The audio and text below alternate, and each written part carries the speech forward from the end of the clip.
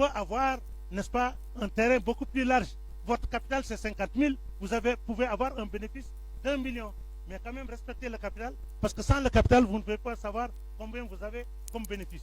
C'est comme donc les pharaïdes. C'est ça le capital de l'islam. Jamais on les abandonnera. Mais par les nawafil maintenant, on peut aller jusqu'à avoir la proximité avec Allah, jusqu'à même s'unir avec Allah Ta'ala. Mais le capital, c'était la prière, on ne le laisse jamais. Le jeûne, on ne le laisse jamais. Donc ainsi, ce qui est donc, disons, capital, on le conserve, n'est-ce pas? On le conserve. Mais quand même, on doit avoir l'ambition d'aller vers l'avant. Hein? Donc, ce qui fait que le prophète sallallahu alayhi wa sallam, c'est par sa lumière que tout a existé. Donc, lui, Abba Bastami, il a traversé la hiérarchie des prophètes jusqu'à ce qu'il est venu devant la Haqq Muhammadiyya, c'est-à-dire devant la lumière du prophète sallallahu alayhi wa sallam. Il a dit que si je lève un pas, je vais m'anéantir comme une mèche de cheveux s'anéantit dans du feu.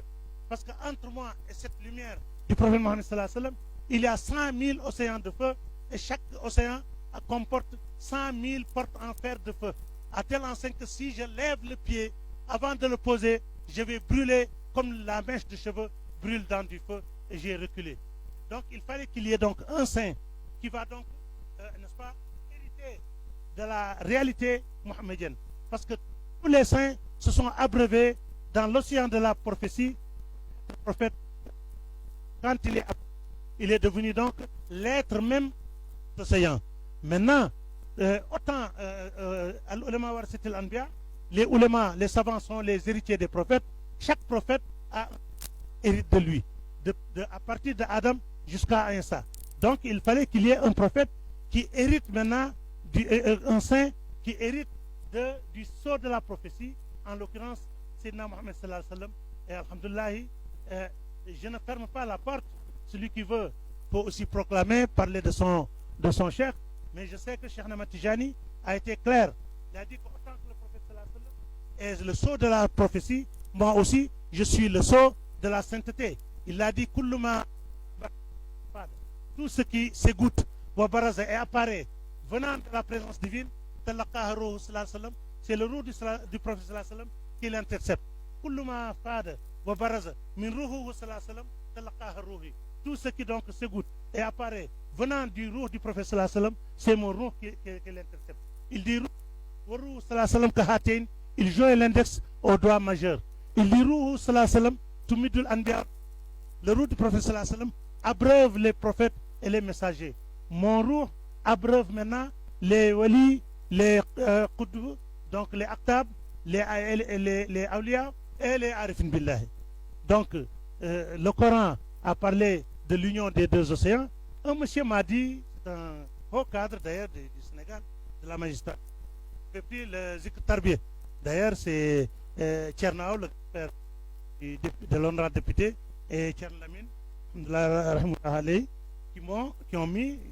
qui nous ont mis en contact.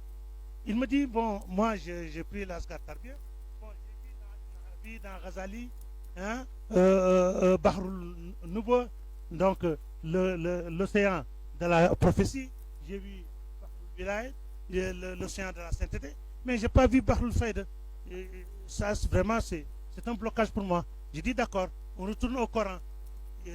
Allah Ta'ala avait donné rendez-vous au prophète Moussa alayhi salam quelque part pour qu'il rencontre un serviteur parmi ses serviteurs pour qu'il lui donne la guidance qu'il lui a donnée. C'était où?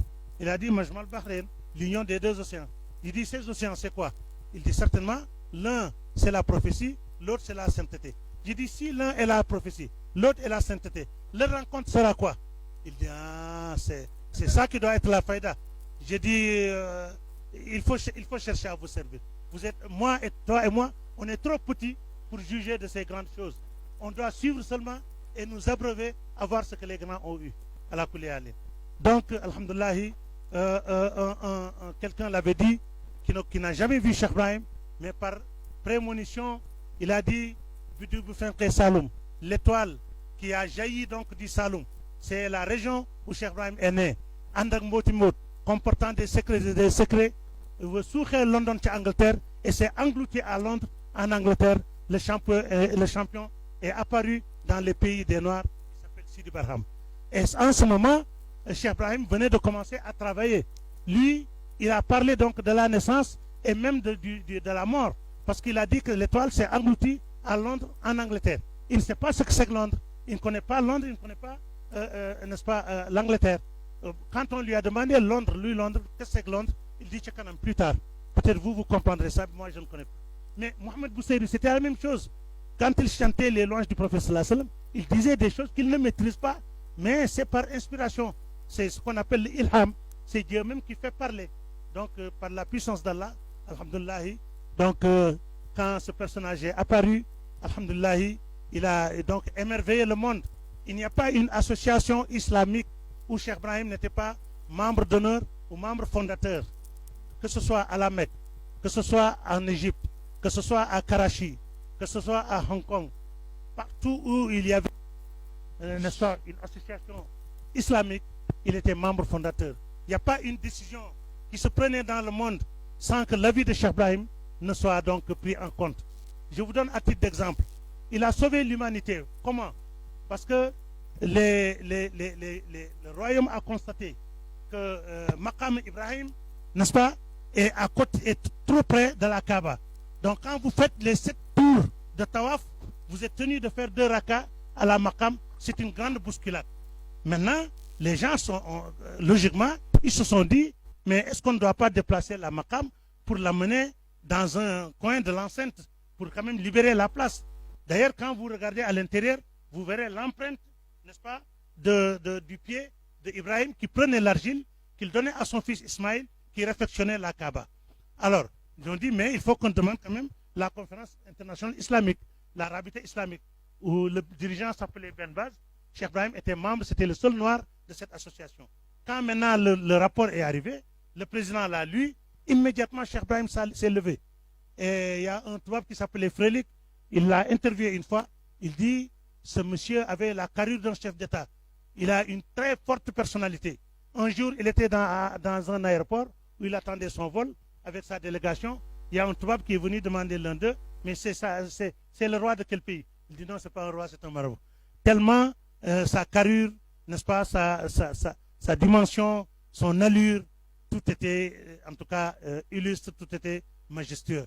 Donc, il s'est levé brusquement de sa forte personnalité. Il a dit que la Maqam Ibrahim ne bougera pas. Parce que faire bouger la Maqam Ibrahim équivaut à donc effacer un verset coranique. Parce que Dieu a dit, je vous fais de cette Maqam un lieu de prière. C'est-à-dire quand vous faites la tawaf, vous faites 2 rakas là-bas. Donc l'enlever n'est pas possible et il s'assoit. Alors là maintenant, le président Ben Baz, bon, il s'est un peu complexé et il dit, mais monsieur, vous n'avez pas le droit de parler ainsi. Ici, il n'y a que des savants. Bon, d'ailleurs, on procède au vote. Il a dit, qui est contre qu'on enlève la Maqam? Seul Cheikh Ibrahim a levé la main. Qui est pour? Il a levé la main, d'autres ont levé la main. Bon, il y en a qui se sont neutralisés. En fait, ils sont avec Cheikh Ibrahim, mais ils ont peur du président et aussi à la solidarité, donc tout ça qui joue, et ils n'ont pas voulu se prononcer. Donc, ils ont dit que la majorité, comme on le connaît dans une assemblée, si donc la majorité prend une décision, donc ça entraîne toute l'assemblée. Donc, on a dit que la majorité est d'accord pour qu'on enlève la Maqam, donc on l'enlève. Alors, les techniciens sont venus. Comme c'est une pierre, il fallait mettre des mines pour que ça éclate. Mais la première mine qui a éclaté, tout Makkah a bougé. Ils ont dit, subhanallah, il faut qu'on revoie. Ils ont donc approfondi l'exploration. Ils ont vu qu'en réalité, en dessous, la Kaaba et la Maqama formaient une seule pierre. Ils ont dit qu'attention, si on enlève la Maqam, la Kaaba va bouger. Ils disent, subhanallah, laissez-le. Ils ont ramené les marques. Alors, un an après, Cheikh Ibrahim est revenu. Chaque année, donc, ils ont un congrès. Alors, le représentant, n'est-ce pas, du Liban, il avait beaucoup d'affection pour Cheikh Ibrahim. Quand il a su que Cheikh Ibrahim est venu, il est venu à sa résidence. Ils ont fait l'accolade. Il lui dit, félicitations. Tu as encore gagné le gars. Parce que chaque fois, il discutait sur la charia. Mais Cheikh Ibrahim avait toujours raison sur lui. Il dit en quoi? Il dit la Maqam d'Ibrahim, les techniciens ont dit, il dit non, ça n'a pas besoin de techniciens. Si on enlève la Maqam, le terre et la ciel peuvent se rencontré. Alors, il avait déjà écrit un livre là-dessus, Sabili Salam, Fi Qail Maqam, la voie du salut et que la Maqam reste. Il lui a donné un exemplaire, il dit va lire. En tout cas, depuis lors, la Maqam est toujours sur place. Maintenant, un grand érudit de l'Arabie Saoudite a dit si on avait enlevé la Maqam, toute l'humanité allait pécher, sauf Cheikh Ibrahim Niass. Heureusement qu'il a sauvé. Parce que si toute l'humanité pêche, Mar d'Italie, c'est la catastrophe. La fin du monde peut arriver avant que la date même prévue. Alors, il a aussi rehaussé la race noire. Ce n'est pas par racisme que je le dis, mais c'est les étudiants, ils disent que les gens en Égypte, surtout à l'université de Lazare, donc ils les minimisaient trop. Alors quand Cheikh Ibrahim est venu là-bas, donc ce que je dis là, il l'a écrit, il l'a dit aussi dans une cassette. Il dit Dieu a fait que je suis allé prier le vendredi à la mosquée de la grande université de Lazare. Bon, j'étais donc dans les rangs. Tout d'un coup, l'imam, qui est le recteur de l'université, est rentré. Il m'a aperçu. Il était déjà monté sur le minbar pour faire le sermon. Ça, c'est du jamais vu. On sait que les 5 prières que Cheikh Hadi peut dire, bon, Tcherni Seydou ou quelqu'un d'autre, dirige la prière. Mais le vendredi, un imam qui se lave, qui prend ses habits, qui prend la canne, qui monte sur le minbar, qui descend pour désigner quelqu'un d'autre, ça c'est rare. Il est descendu, il dit, il est venu jusqu'à ma hauteur. Il est venu à mon oreille, c'est Cheikh Ibrahim qui parle. Il a dit, Salih Binas, viens diriger la prière. Il dit, Manetek, je me suis tué. Il a dit, si vous n'êtes pas prêt pour le sermon, je vous excuse jusqu'au vendredi prochain. Donc j'ai pris la canne, je suis monté sur le minbar, j'ai fait le sermon et j'ai dirigé la prière. Quand j'ai terminé, l'imam s'est mis maintenant à faire le commentaire de mon khutb. Il dit, ce khutb que vous avez entendu, en quelques minutes, il nous a enseigné tout l'islam. Le khutb n'a rien laissé sur les bienfaits, en tout cas, de l'islam. Et encore, vous avez vu quelque chose d'original. Parce que cette mosquée ne dirige la prière qu'un sortant de cette université. Ce monsieur n'a pas étudié ici. Et aussi, il faut qu'il soit sortant de cette mosquée, mais aussi il faut qu'il soit natif du Caire. Celui-là, il n'a pas appris ici, il n'est pas né ici, il n'est même pas de notre race. Mais l'islam, tout celui qui connaît mieux que toi est ton imam, c'est celui-là, Cheikh Ibrahim Niass. Alors, quand ils ont terminé, ils se sont mis à visiter l'université. Il y a maintenant, ils ont fait toutes les facultés. Il y a une faculté, la chaire s'appelle « Assieds-toi, on te demande ». Ils peuvent rester un siècle durant que personne ne s'assoit. Parce que quand tu t'assois, tu es obligé de débloquer tout le monde dans toutes les disciplines de l'islam. Cheikh Ibrahim n'est jamais rentré là-bas. Dès qu'ils sont rentrés, il s'est assis sur le fauteuil. Bon, l'imam, qui est le recteur de l'université, il est venu jusqu'à Kaolak. Il s'était gêné. Il est venu à l'oreille de Cheikh Ibrahim. Il dit, ce fauteuil s'appelle « Assieds-toi, on te demande ». Il dit, Marhaban bi Assal, bienvenue aux questions. Bismillah, bienvenue aux questions. Et ils ont dit, non, ça, il faut qu'on l'organise. Parce qu'on reste un siècle sans que personne ne s'assoie ici. Alors, ça, ce que je suis en train de vous dire. Il y a des vieux qui sont à Nouakchott, en Mauritanie. Il y en a qui sont décédés, il y en a qui sont encore vivants. Ils l'ont suivi directement dans BBC. Parce que chaque jour où il doit répondre aux questions, toutes les chaînes de l'Égypte se synchronisent et BBC de Londres synchronise avec eux. Question-réponse, jusqu'à ce qu'ils disent, il n'y a plus de questions. On dit, bon, donc, tel jour, telle discipline. Et on a convoqué tous les érudits de l'Égypte, je vous dis. Tous les érudits de l'Égypte sont venus. D'ailleurs, pour votre information, c'est à cette période que les Américains étaient partis donc à la Lune. Ça fait partie des questions qu'on lui a posées. Quelqu'un lui a dit, le monde musulman est divisé. Il y en a qui disent que les Américains ont raison. Il y en a qui disent que la Lune d'Allah, une personne humaine ne peut pas y arriver. Qu'est-ce que vous en pensez? Il dit, je vais vous donner 2 réponses. Ça, c'est dans sa démarche. Je vais vous répondre, d'accord, par l'intelligence. Ensuite, je vais vous répondre par le Coran. Réponse par l'intelligence. Ceux qui nient que les Américains sont allés à la Lune, ils n'ont qu'à fabriquer un fusée.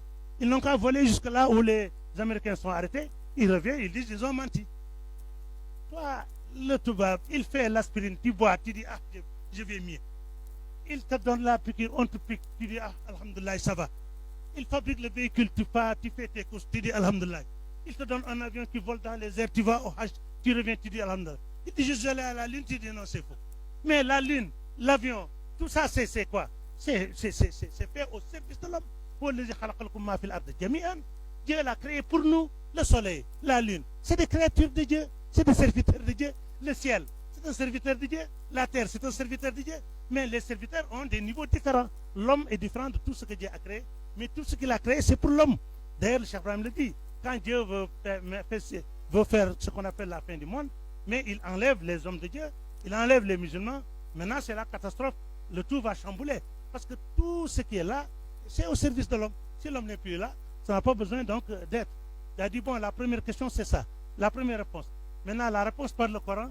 Dieu a dit dans le Coran, ô assemblée de djinns et d'hommes, n'est-ce pas, vous ne traverserez les cieux, il l'habille sultanine que par le sultan. Il dit, le sultan, c'est la science, c'est la connaissance. S'il dit, par exemple, bon, monsieur, vous ne pouvez pas pénétrer cette pièce, catégoriquement. Mais s'il dit, vous ne pouvez pas pénétrer, sauf maintenant que vous ayez le code. Ça veut dire qu'il y a une possibilité. S'il trouve le code, il va pénétrer. S'il trouve le code, il va ouvrir le coffre. Donc, si cette sultane dont Dieu a parlé, si on le trouve, aller donc traverser les cieux, ce sera possible. Il dit, ce sultan-là, c'est la science, c'est la connaissance. Il a même envoyé à l'époque une lettre, je crois que c'est Nixon qui était président, pour leur dire de continuer les recherches, n'est-ce pas? Et il l'a félicité pour qu'ils aient eu posé pied sur la lune. Parce que la science vient pour confirmer l'islam. Cheikh Ibrahim l'a dit. Il dit tout ce que vous voyez ici comme matériel, c'est Dieu qui l'avait créé depuis Ezel. Chaque chose maintenant, il attend le jour J, il le fait descendre la connaissance dans le cœur d'un être humain qui fait des recherches. Pendant que toi tu fais cela dans ta chambre, lui il est au laboratoire, toc toc toc toc toc, tu trouves l'ouverture là-bas, tu trouves ce que tu cherchais. Lui aussi il fait une découverte et c'est au service donc de l'humanité. Chacun, Dieu l'a mis quelque part. Alhamdoulilah, nous que Dieu a fait de nous des musulmans. Mais les recherches qu'ils font, les découvertes, il a dit que tout ça c'est au service de l'islam. Tout ça n'est venu que pour confirmer l'islam. Et ça commence. Actuellement, le temporel et le spirituel commencent à se joindre. L'un ne peut pas aller sans l'autre. Le temporel ne peut pas aller sans le spirituel, mais le spirituel aussi ne peut pas aller sans le temporel. Donc il est temps que ces deux entités se retrouvent d'ailleurs, ce qu'on appelle la ihata, le cernement. Inch'Allah, on n'est pas très loin de ça, ou en tout cas on est même arrivé, et que Dieu nous fasse connaître. Donc là, il a sauvé, il a rehaussé, n'est-ce pas? C'est là maintenant où ils lui ont donné le titre de Cheikh al-Islam. Parce que la dernière discipline, c'était le soufisme. Bon, les soufis, comme ils travaillent par le cœur, tout celui qui pose une question, quand il répond, il tombe, on l'amène dehors, on verse de l'eau sur lui. Jusqu'à ce qu'ils sont tous terminés. C'est là maintenant où il a reçu le titre de Cheikh al-Islam. Donc, pas par complaisance, mais par soutenance qu'il l'a reçu. Alors, il y a maintenant quelqu'un, bon, je ne veux pas rentrer dans les détails, qui avait dit qu'il va donc combattre l'islam. Il va commencer par le Sénégal et il va introduire la religion qu'il veut. Il est venu. Bon, alors Cheikh Ibrahim a dit que ce monsieur, je l'ai toujours entendu dénigrer l'islam. Il y a même une revue qu'on appelle les Cahiers catholiques. Bon, lui, il est très informé. Quand il se réveille, Cheikh Ibrahim, il lit tous les journaux arabes. Il écoute BBC. Donc, il est informé. Même quand De Gaulle a fait la constitution, c'est lui qui a pris son bâton de pèlerin. Il a pris Serigne Abdou. Ils sont allés voir Thierno Seydou Nourou Tall, Allah augmente leur lumière, pour leur dire, on n'a qu'à donc former une association, parce que quand tu parles avec l'État, il faut être organisé, et en tout cas nous lever contre cette constitution, parce qu'il y a des articles tels que la laïcité qui ne sont pas du tout favorables à l'islam, à notre religion, donc ils risquent de faire un blocage sur notre progéniture. Donc lui, il était très très très informé. Il dit que ce monsieur, j'ai lu déjà des insanités qu'il dit pour l'islam. Inch'Allah, je vais répondre. Je vais le répondre cette fois-ci. Il a écrit un livre qui est même traduit en français, qui s'appelle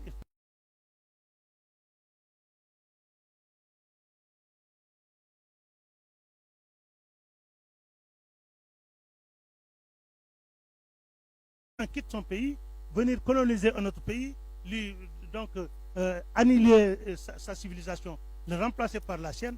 Cette ère est dépassée, on va vers les ères des indépendances. Ça, c'est en 53. 56, les gens ont commencé. Ghana, Guinée, etc. 58, les premiers pays d'Afrique ont eu leur indépendance. 60, ça s'est généralisé.